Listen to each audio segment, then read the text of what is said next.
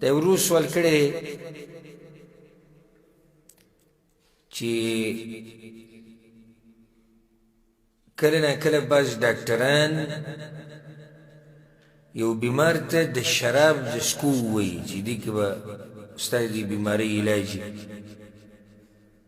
نو د علاج دپاره که سړی لږ شراب استعمالوي نو استعمالولی شي او که نه الجواب داسې سوالونه مخکې هم شوي دي زموږ د هغې جواب شوی دوایي استعمالول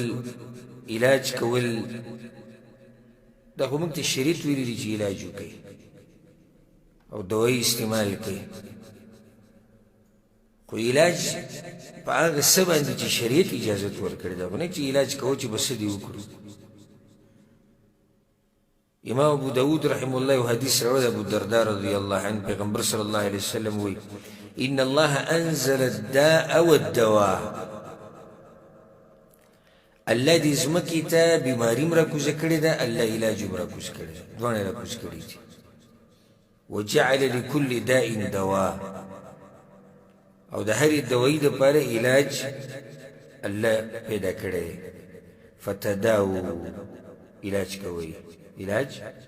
کوئ خو ولا تداو بالحرام علاج به په حرامو باندې نه کوئ نو شراب حرام دي که حلال دي حرام دي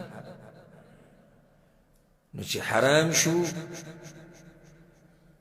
حرام شو نو بیا په علاج نشي کېدی بلکې دې باره کې د صریح حدیث ویل په صحیح مسلم کې دا حدیث دی د پیغمبر صلی الله علیه وسلم نه یو صحابي تپوس وکړو د شرابو په باره کې نو هغه ترې منع کړو وی شراب به نه جوړی هغه وی یا رسول الله انما اصنعها للدواء زه د څه لپاره جوړوم دوایي دپاره دا که واضح روایت دی نو پیغمبر ورته وی انه لیس بدواء ولکنه داء دا دوایي نه ده دا خو بیماري ده